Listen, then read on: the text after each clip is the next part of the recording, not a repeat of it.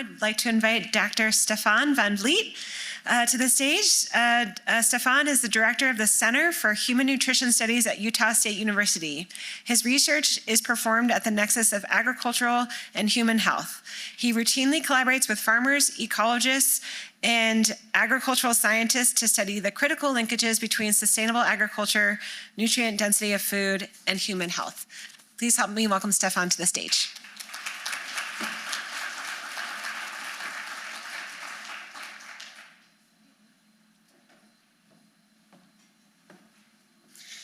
All right, good morning, everyone, and thank you so much for being here, and for Mary and Jay for setting the stage. In my talk, I'll dive into the science behind nutrient density. Our lab does a lot of profiling on nutrient density, and we really try to go beyond just what appears on the nutrition facts panel, because really, when we improve soil health principles, when we employ agroecological or regenerative methods, it is usually the stuff that does not appear on the nutrition facts panel that gets better. So, that being said, we have two major pillars in the lab. One is nutrient density profiling, where we use a lot of advanced mass spec-based methodology to look at both macronutrients as well, vitamins, minerals, but also phytonutrients. And I'll talk a little bit about what the hell those are. But these are things like polyphenols and flavonoids and the stuff that we will taste later in our lunch. So we're really interested in linking soil, plant, and animal health to food nutrient density. And over time, as you can see from the slide, I've definitely become convinced that a healthier plant is a more nutrient-dense plant, and then healthier animals are more nutrient-dense animal. I left the nutrient density part of the human because luckily there's no one eating us. But in many cases, what we see in the human nutrition trials as well is that when we increase our circulating levels of these phytonutrients, of vitamins and minerals, it will improve our health as well. So selecting plants for health and trying to get healthier animals will eventually result in more nutrient-dense animals. And then we also indeed do feeding trials, so randomized controlled clinical trials. You can see the image of one of our rooms. It kind of looks like a doctor's office. But we feed people these foods and then see what happens to their health, and often trying to overlay those metabolomes to try to detect these linkages between soil, plant, animal, and human.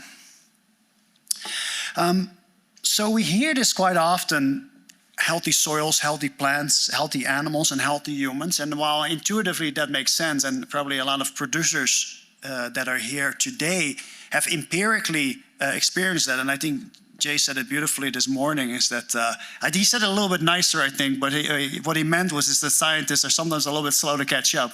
But so maybe I'll say it like that. But you know, we try to put in at least data behind it, and but quite often in our experience, what farmers have already observed is something that we then observe in the science as well.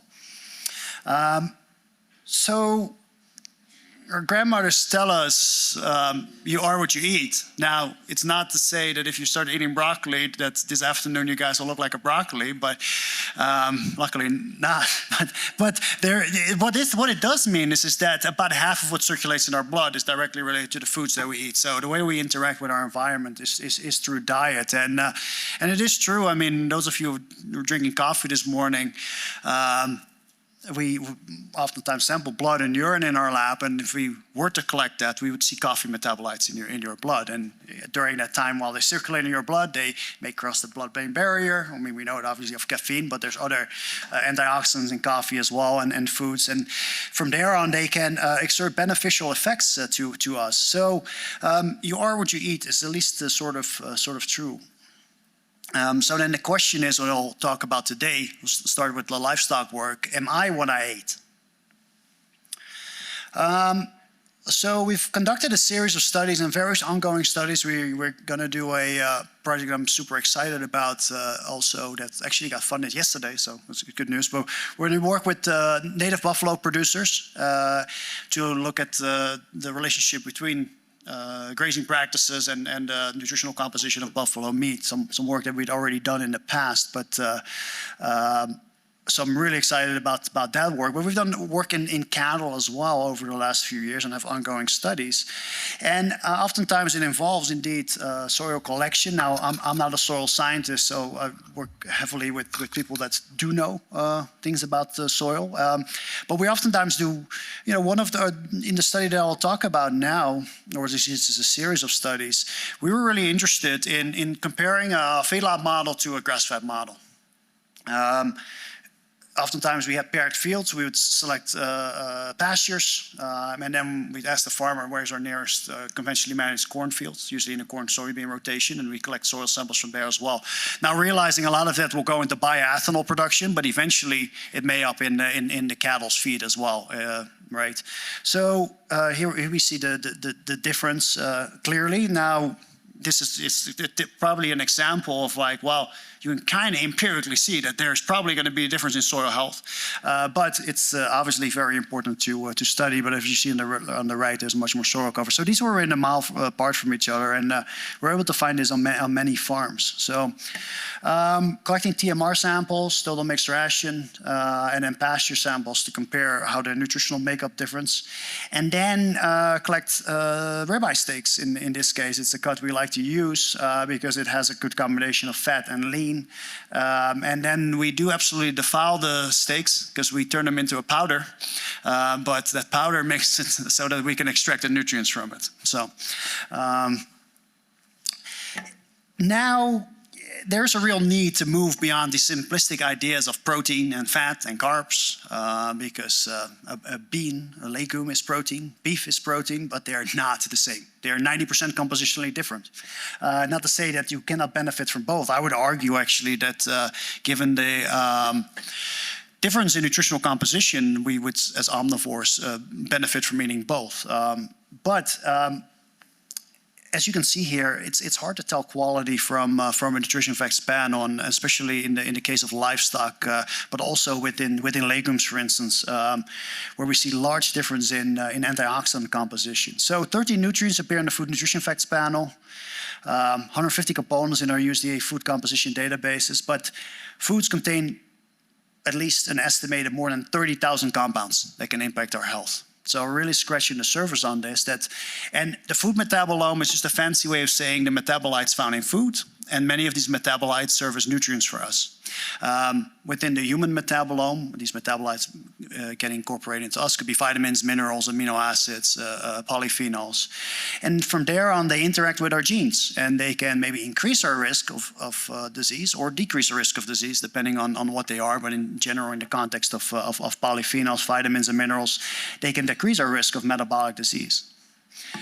So if you look at a piece of meat, for instance, the largest we've profiled so far is about 1,800 compounds in meat, and as mentioned, there's only 10 of those that appear on the nutrition facts panel. So they contain a lot of different peptides, omega-3 fatty acids, various vitamin metabolites. Energy metabolites are really interesting as well. I have a background in sports nutrition and human physiology, and we were doing a lot of work on athletes or people with chronic metabolic disease. And once we started to do the livestock work and we actually looked at the muscle of animals that are maybe out on pasture, right? You see this like more athletic phenotype in grass-fed animals. It's really interesting to see that. You kind of reminded me when I first saw that, when we started to profile that data of the endurance-trained athletes that we tested in our lab. They look very similar to that metabolically. So in terms of nutrient density testing, we perform that in our lab, both academically as well as through a service lab where producers often submit samples to our lab as well. If it's a new food, we might do some untargeted analysis. Basically, that means we'll look at what's in the food, and then we do targeted extractions and analysis, looking at the variety of nutrients and to quantify them as well. But these are the common ones that we do, especially fatty acids, relevant in the context of animal source foods, whereas all the other ones are relevant in both animal and plant source foods. So we're back to the 50% number here from the earlier slide. About 50% of what circulates in our blood is directed or determined by the foods that we eat. And when we did large profiling studies on both bison and beef, we find this 50% number coming up again. So we see that about 50% of the metabolites differ. And we'll talk a little bit later on about whether higher is better. In this case, it's not always the case. It depends on the metabolite. But this serves to illustrate that when people bring up the idea of, well, grass-fed and grain-fed beef are very similar, but maybe there's just a little bit of difference in omega-3 fatty acids, and that's just because the rest haven't been profiled yet. But once you profile a larger number of nutrients, in this case it was 825 in this study that we did, we see a 56% difference. So the question is, am I what I ate as a cow? Then the answer to that is yes. Here, as you can see, this is also more of a high-level overview from one of our papers, and you can see the grass samples clustered together, the grain samples clustered together. There's not a lot of, there's actually in this case no overlap, meaning that they're very much different. That's what this illustrates. So let's jump into where the differences are. Starting with the fatty acid composition, I mean, the short end of it is that forage plants are typically rich in omega-3s, and corn or grains are typically a little bit richer in omega-6s, but they're also not that rich in omega-3s. And I would argue here, and we'll see it, that it's really the absence or low levels of omega-3s in grain-fed beef that drives that omega-6 to 3 ratio up. So it's really the incorporation of omega-3s in grass-fed beef that is beneficial. So this comes back to, again, cows are what they eat. To a large extent. So we looked at what is called the omega balance in feed and meat. So the omega balance basically tells us, we take the total polyunsaturated fatty acid content, and we look at how many of these are omega-3s and how many of these are omega-6s. And then the omega balance tells us what is the proportion of omega-3s to total polyunsaturated fatty acids. And as you can see here, the omega balance is much higher, so about 80% or 75% of all polyunsaturated fatty acids in forage plants are omega-3s. And they result in some of it will get converted mainly into certain saturated fatty acids, but a lot of it gets found as omega-3s within the cattle. And one thing I want to highlight, and we'll talk a little bit about this later on, is that the grass-fed beef nutritional composition is incredibly variable. We did a profiling study where we studied over 300 samples from the supply chain, and it's a bit of a wild west for sure. And but that also makes sense that there's more diversity because of what you feed the animal. But we'll reveal later on what we found. That being said, if you look at the omega-6 to 3 ratio, this was a study where we had several hundred samples, and you can see here that most grass-fed beef samples fall around this 2 to 1 range. So for every omega-6, there's 1 omega-3, and that is very good, especially if we consider that our habitual dietary intake in the standard Western diet is about 15 to 1. So if we can bring that down quite a bit through the foods that we eat, that is definitely a good thing. But notice the variation. And this was really interesting because we had some of these samples, and these were actually mostly bought at grocery store retailers. Probably a lot of it coming from overseas, and it was a real hit or miss. So because, I mean, I obviously won't stick my hand in the fire for it, but this looks like feedlot beef to me that was marketed as grass-fed beef. So, or you have to really try hard to get it up to that type of range. And then we also worked with various feedlot producers, especially some of the producers that have, and this is by no means a scientific term, but what I call an artisanal feedlot, meaning that this is usually 30 to 60 days, proportionally more forages. You know, it may be like someone who sells directly to consumers and puts those animals in a feedlot in their own feedlot for 30, 60 days to get a little extra, maybe marbling on. So those also definitely look better than the average feedlot, which these were more like from larger feedlots also bought in the retailers. So truly grass-fed, not sure about those. So what did we find here? Well, this is basically a complicated figure to say that having more plant diversity results in a better omega-6 to 3 profile. And we saw a diminishing return after 8 plants. So as Jay pointed out this morning, starting with 100 plants and then landing at 10 now is more or better. We don't know, but what we do know is that grazing monocultures is not ideal. And we notice that this is not ideal for soil health. It is not ideal for the planet itself. And it's really interesting because, we work a lot in the nutritional space, but what we see also is that this plant diversity seems to be at a key or centerpiece of that. Whereas we know that plant diversity has beneficial effects on soil microbes. We know it has beneficial effects on other plants, maybe a little bit of a healthy competition. And then if an animal can select from a larger number of plants, they tend to get healthier as well. And it's kind of like picturing this, right? If we, and I don't know how many foods we can select from later, but let's say we walk into a buffet and we can select from 50 different foods, or half the room here can select from 50 different foods, and the other half gets the same 3 to 4 foods fed day in and day out. We obviously expect that this side of the room is going to be healthier after a few months than the other side of the room. And we see that also returning into just in cattle, because that's also another mammal. So, and honestly, metabolically not, if you really boil it down, not that different from us. Or let's just say, if we study a piece of meat or muscle from a cow or a human, based on the data, I cannot really tell the difference. So all I know is that I'm looking at a ruminant, or another ruminant, sorry, at a mammal, but not whether it's a ruminant or a monogastric. I just know it's a mammal.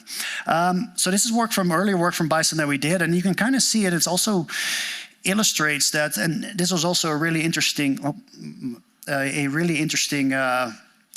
that we found is that the producer was also particularly interested what happens when I put some grain out on pasture.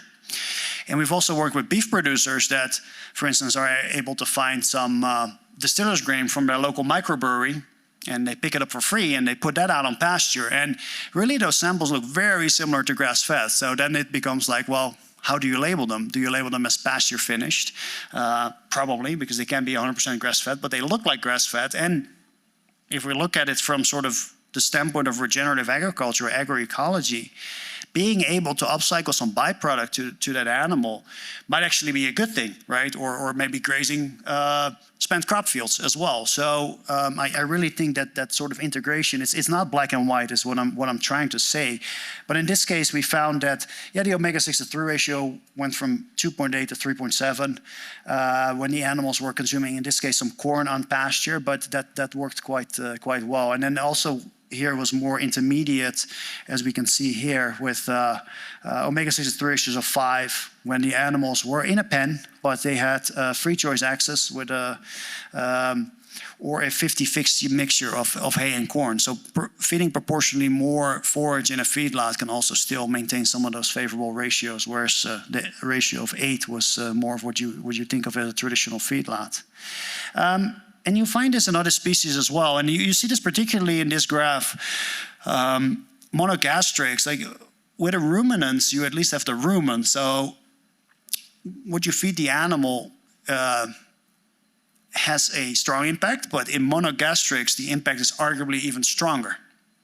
And we can see that here, for instance, in CAFO finished pork, where it has an omega-6 to 3 ratio all the way up to 30. But then animals out on pasture bring that down to 10. And then what we see when producers really cut back on particularly corn and maybe feed other compound or other protein-rich sources or energy-rich sources such as peas and barley and oats, maybe some flax meal, some fish meal. Fish meal probably not too high, so it doesn't smell like fish, your product. But if you do the feed at 5 to 10%, it actually is quite, it enriches things quite a bit. And you can really bring that level down quite a bit. And actually in one of the chicken samples that we tested from an Amish farmer, it reached this sort of holy grail of 1-to-1. And we also have studied a good amount of wild game samples within our lab, and actually doing a larger product now where we talk to various hunters to ask if they could just send us samples. And but you can find there that this ratio of about 2 is also found in wild animals.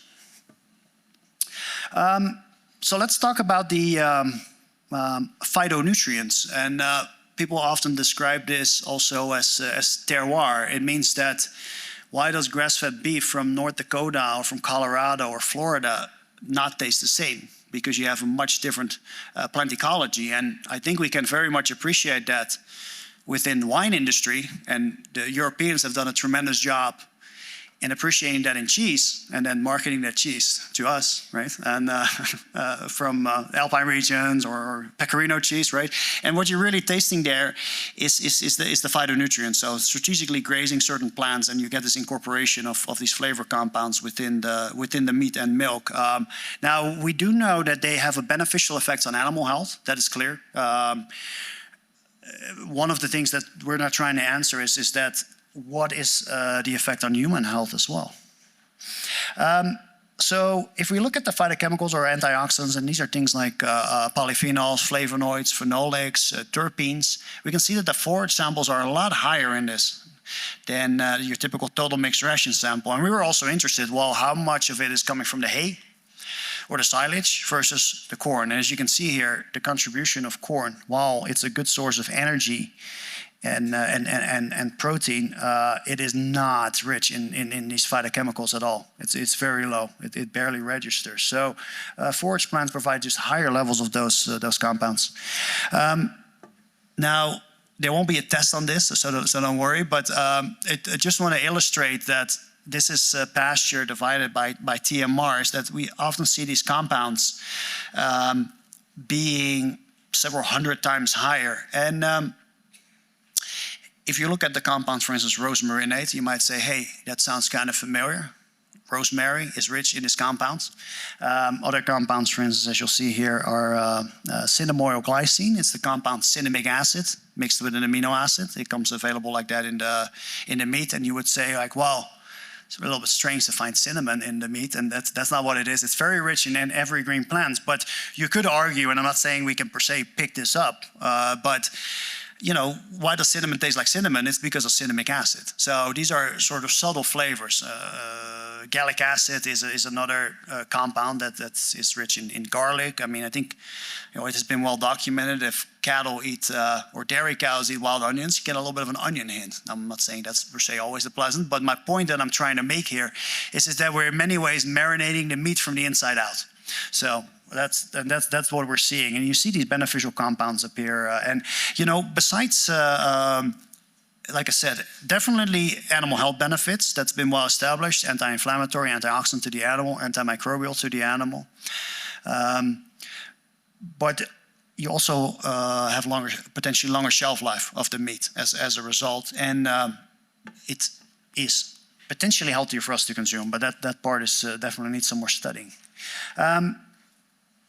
Once we started on this, it was a bit of a challenge to understand these metabolic pathways, but through a lot of untargeted metabolomics profiling, we were able to figure this out. Because when we first started measuring this, so these compounds have been reported in the literature, and then we measured them using mass spec, which is a newer technique where you can really accurately quantify the mass. It didn't appear, even though it got reported in the European literature in the 90s. So we had to dig a little bit deeper, and then found out that a lot of things become changed to things like 2,6-dihydroxybenzoic acid. So maybe you have a slightly little shift on the benzoate by maybe adding an extra hydroxyl group on the second and sixth position. So but that can turn into different compounds. Hyporate, for instance, is a major mammalian antioxidant. And we find that, well, higher levels of benzoate in the plant equals higher levels of hyporic acid in the animal. So we saw that here. Again, tremendous variation amongst the samples, but about twice as high in grass-fed beef. So, and this is also to say is that, well, we profiled this using modern scientific techniques, but humans wouldn't be here today if we had figured this out one way or another, right? And this is some work I'd like to read to you from Warren Angus Ferris, who was an explorer who traveled a lot of these areas as well in Colorado, but the Great Plains in general, from the 1830s to 1835. And these are things that he learned from the native peoples that had been on those lands for thousands of years. And he describes that they fed on bison, as indigenous peoples had done for ages. And he notes that bison in poor flesh were on the worst diet imaginable. I picture a overgrazed monoculture, but I don't know if it was per se overgrazed, but they probably didn't have the plant diversity during certain times of the year. But as animals fed on diverse mixes of plant, no other meat could compare. And he said, would it require no seasoning? Coming back to this idea that the phytochemicals marinate the meat from the inside out. And we boil, roast, or fry it as we please, and we live upon it solely. What seems to be most singular, we never tire of or disrelish it, which would be the case with any almost other meat.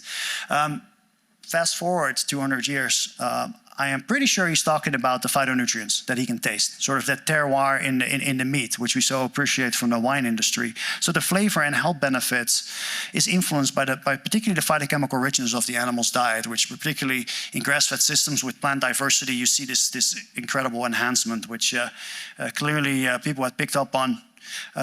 Which is what Warren Angus Ferris describes 200 years ago, but arguably a reason why something that native peoples had already picked up well before that, as they strategically hunted bison during certain parts of the year when the meat was in the strongest phytochemical richness. So what's the relationship with soil health? Well, there's a compound called ergothioneine, and ergothioneine is produced by a few organisms, mainly cyanobacteria and fungi within the rhizosphere.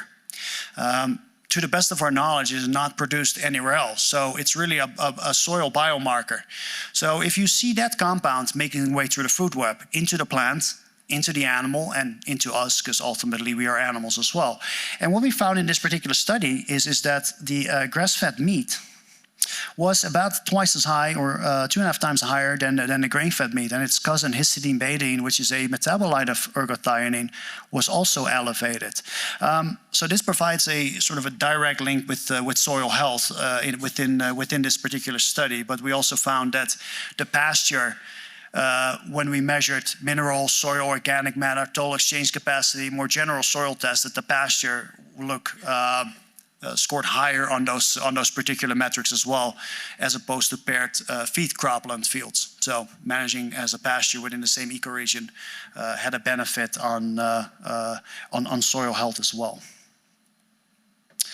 So this is work that we published, I think about 2 months ago now in Nature Science of Food. But as the title says it, soil and pasture health underlie improved beef nutrient density. In this case, we found a strong, at least, connection for benefits across the soil, plant, animal, human health continuum. So let's talk a little bit about the grains before we finish up with human nutrition trials, and then nourish ourselves with the lunch after that. Hopefully we'll raise some appetite. But nutrient density on grains. We also profile a lot of grains in our lab since then. But what you can see here as well, and I do want to highlight one thing.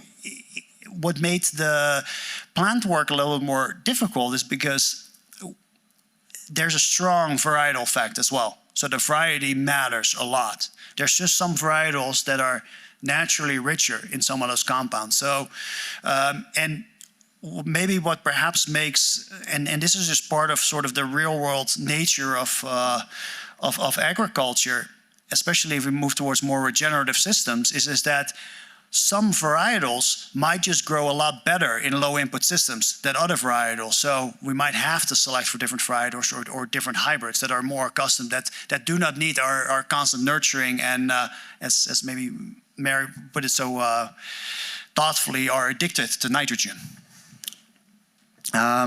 And we also know that nitrogen actually decreases the level of phytochemicals. And phytochemicals are something you can taste. But in this case, we found that different varietals, these were grown, and then we had was a paired field that grew a Morgan conventional. We see that the Morgan of itself has a jump in phytochemicals, but that the varietal also matters quite a bit. But in this case, most varietals, all but the AC Summit, was higher than the conventionally managed Morgan varietal, but as you can see here, different varietals, the Otana being higher, but the region Morgan was also higher than the Morgan conventional, as you can see in the purple versus the orange. Buckwheat is another crop that we profiled in a study, in a particular grain study. Again, here, region versus conventional, we find that this increases in it. And this is really where we see most of the difference. We see most of the difference in these phytonutrients, which we can taste, right? I think everyone probably can attest to when we taste a strawberry that is grown very fresh, that is maybe grown in ecological fields, right? It tastes like a strawberry, whereas maybe the other strawberry that we get might taste like water, and you could maybe picture some strawberry in the aftertaste. So these are things that we can taste, and clearly things that Warren Angus Ferris had picked up on the bison and indigenous peoples had picked up way before that. So before we had mass specs, flavor was probably our guidance on whether something is tasty or not. So we worked with Chico State on this in a paired field comparison as well, where we looked at grains. So phenolics in wheat, chlorogenic acid is a major one. We find a jump here.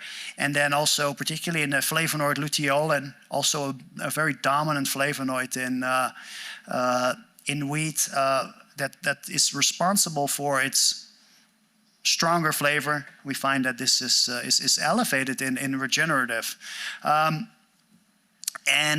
in the interest of time, I didn't have any other plant foods, but we've profiled blueberries and profiled other foods as well. And it's something that we typically see, was that, you know, in terms of protein, right, so it's coming from nitrogen, and in terms of minerals, you don't really see a major difference often. Well, why not? Because we input minerals and nitrogen, right? If the agronomist did his job well, there shouldn't be much of a difference in minerals. But we actually see it in this broader array of nutrients is where we see a lot of these differences occur, particularly within the phytonutrients, which on average we've seen jump about 2 to 4-fold.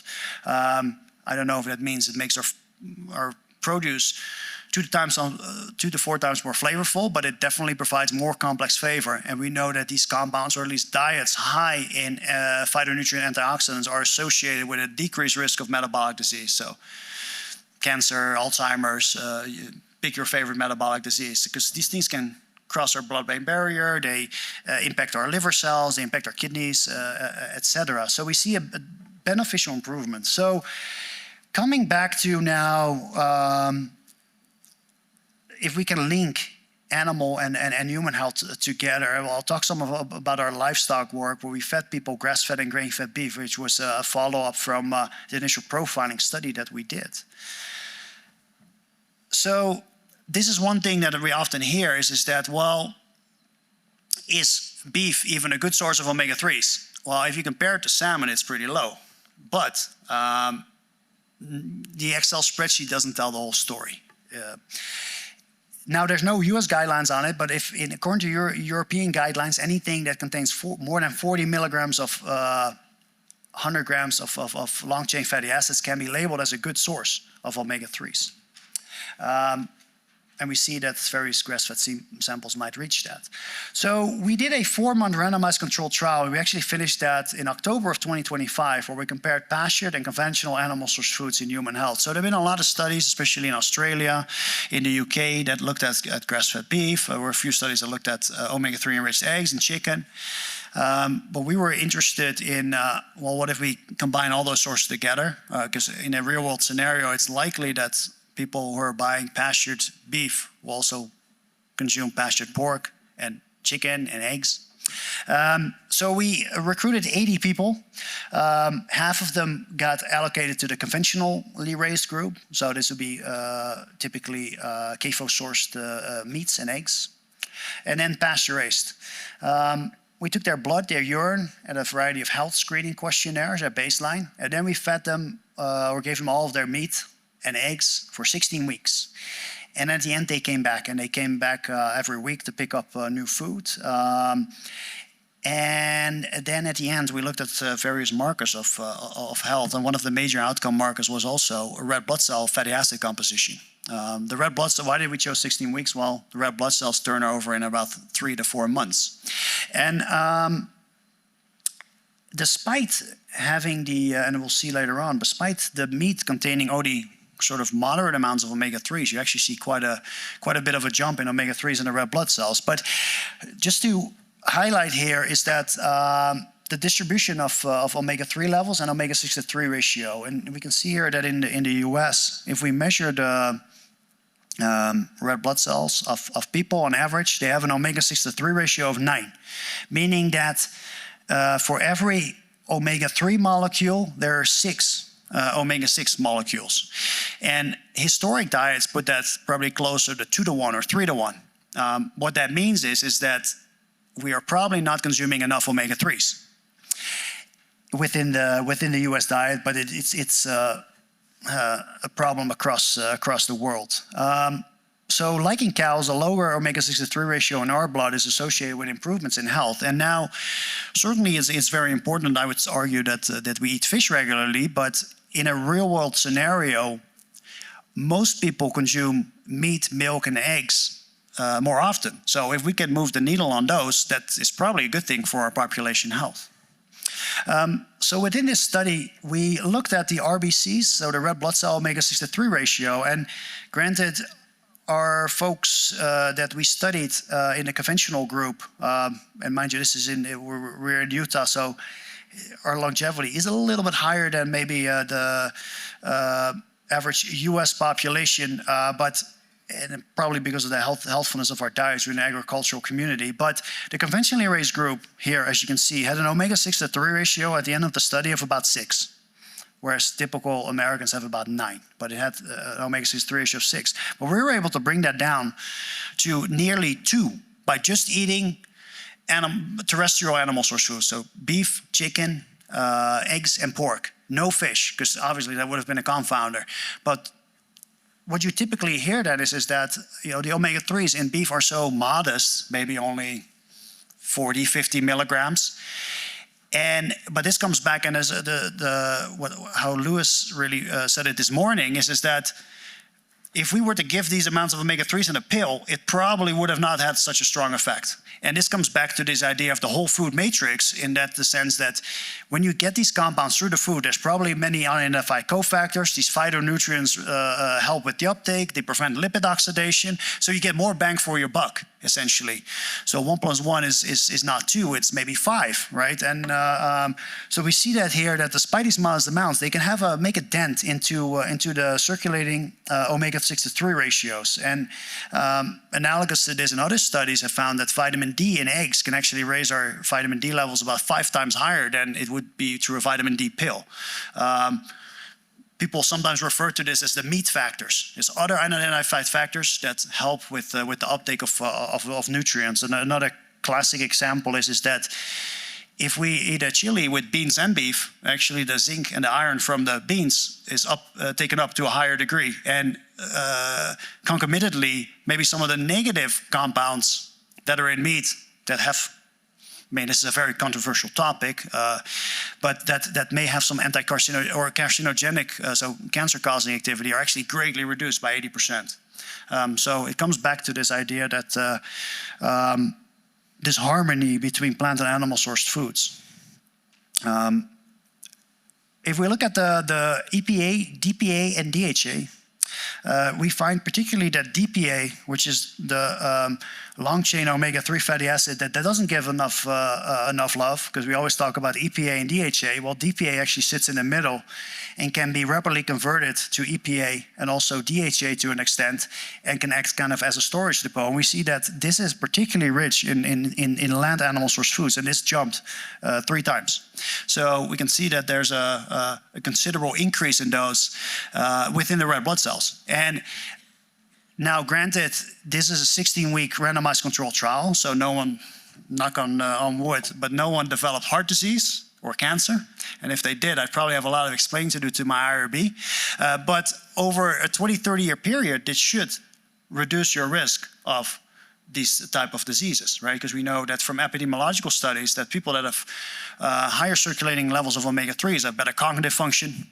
They have reduced risk of heart disease, reduced risk of cancer. So if we can move the needle by the way that we raise our animals, I would argue that that is a very good thing. So looking at the conclusions, we particularly find that phytonutrients, these are things like phenols, flavonoids, carotenoids in carrots, right? Why does the carrot taste different? Carrot A tastes different from carrot B, where one carrot might actually be something that a child wants to eat because it has more carotenoids. It has that deeper carrot flavor. There are major classes of nutrients that become enriched in food. So typically what you see is that when you have plants grown in a more diverse system, and it's also kind of a way of seeing it, is that a lot of these compounds, as Mary also pointed out, these are things that protect the plants from disease, from pests. It's a way of getting, I would argue saying that a tougher plant, a plant that can survive better on its own, is more rich in these phytonutrients, and these are things that you taste. So also arguably resulting in a healthier plant. And we also see this transfer of phytonutrients from the forage into the animal, where it has antioxidant, anti-inflammatory effects on the animal. And what's also unique on that is that obviously a cow or a bison or another ruminant grazes or consumes plants that you and I cannot consume.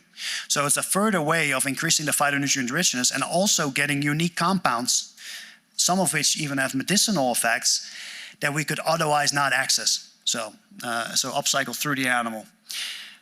So these compounds have antioxidant effects, anti-inflammatory effects, antimicrobial effects. We are also finding that within the livestock, you see increased levels of omega-3s. Now that has been well known for a while, but clearly also you can move the needle on omega-3 fatty acids in the blood. And there have been various European studies and studies in the UK that suggest that, but this is one of the first major trials in North America that we did that confirms those findings. Now, granted, the bigger picture of this, of course, is that diet quality is a main consideration, right? If we are eating pastures, meat, and milk, or use our regenerative grains to make heavily refined Twinkies and Pop-Tarts out of it, we're probably missing the point a little bit. But as part of a healthy diet, rich in whole foods, it can be an important piece of the puzzle. And this is another important piece that I think is often not talked about enough, and it's sometimes hard to put our hand on, but this idea of like satiety and flavor being connected, right? Because why do we eat ultra-processed foods? Well, because they're pretty darn tasty, right? So if we can make our whole foods tastier as well, maybe then we can hopefully compete on flavor, because maybe that way we can get our children to eat more fruits and vegetables, eat more enriched animal-sourced foods, and we don't have to add a bunch of sugar and flavorings to it to kind of make it taste good. So I think that's also an important piece of the puzzle. And with that, I'd like to thank you and thank all, because obviously I am in many ways the messenger of this, but we work together with various folks, heavy collaboration with USDA ARS. Started this work while I was still at Duke. A lot of the beef data was done together with the Bionutrient Institute, where we worked on a project called the Beef Nutrient Density Project, and then my team at Utah State. The bison work was performed at South Dakota and the Turner Institute of Agriculture. And then, of course, a special thanks to the farmers who contributed to this project, because in the Beef Nutrient Density Project was largely farmer-led and funded.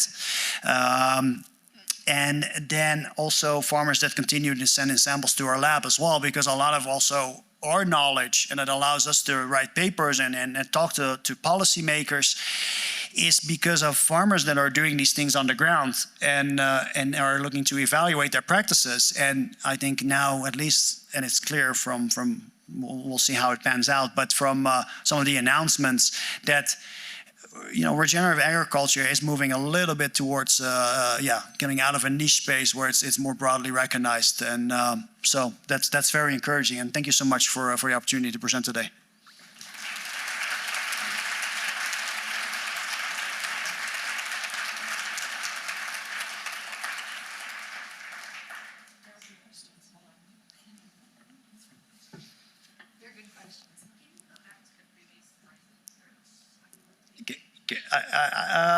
I'm not sure if I have that capability.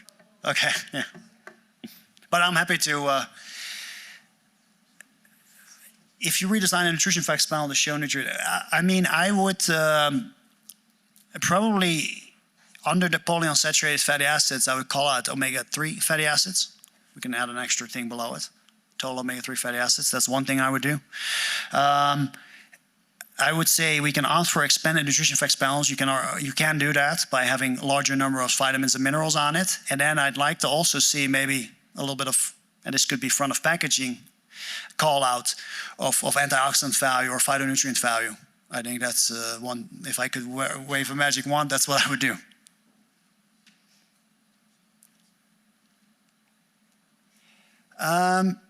Yes, of course, because I'm a consumer as well. So, and you know, I sometimes jokingly, selfishly say that I kind of want to know this information for myself, but I'm fortunate enough that other people want to know it as well, and we're able to get research funds to it. But a lot of times, I'm very curious to learn about the foods myself. So yes. It certainly impacted my food choices. But granted, growing up, I grew up in the Netherlands, and I think subconsciously it's kind of cultivated my interest in this, because we would get milk from our local dairy. We'd always go to farmers markets, get a lot of beef from our local producers. So I think that cultivated it. In fact, when I first got to the U.S., normally I always get fresh milk, and here it was like I was trying to score drugs or something like that, right? So it was a little bit getting used to, but you know, living in Utah now, it's quite acceptable. So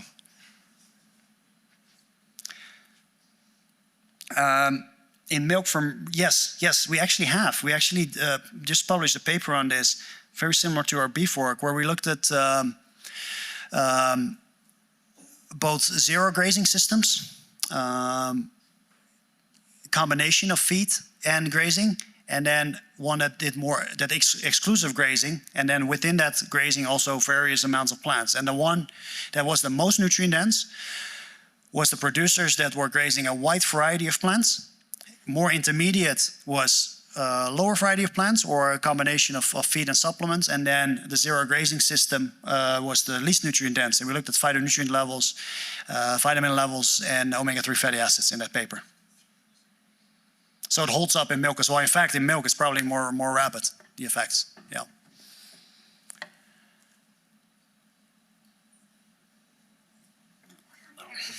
Yeah.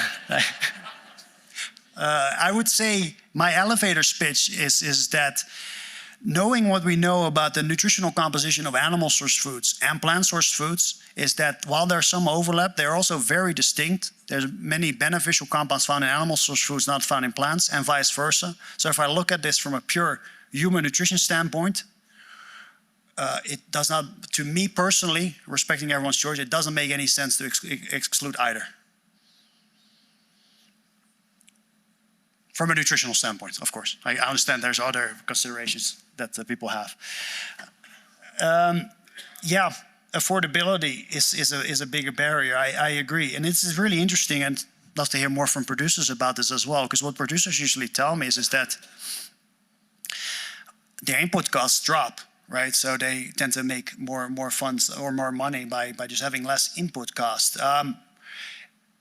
You know, at some point, this is how we used to do it, right? I think we just have our system set up in a way where maybe the affordability piece, and I don't know if we can say the A word, but is that affordability is a bigger barrier. But I think as this becomes more common, cost may come down. Is at least, you know, because of if the way that we set up our subsidies, our priorities.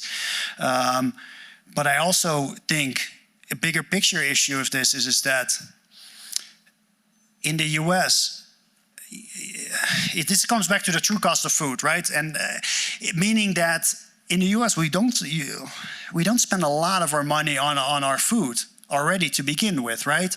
And also, if you look at the true cost of food, mind you, as a consumer, maybe our food bill may look cheap, but the externalities of that we pay elsewhere, by soil eutrophication, through our water bill because we need to clean up our water supply, through our healthcare bill. And mind you, you and I as consumers still pay that. So that will require a large-scale policy shift, but those are, I think, important things that we not take into account on the food bill of things. And maybe our productivity, right, as we talked about it earlier. If you eat healthier foods, you're probably going to be more productive. So these are all sort of bigger picture issues that are or probably beyond this, probably a whole presentation. So, but yeah, it is an important consideration. Yeah. Last one. Okay. Yeah, I would say the ones that do not have a label on them. So.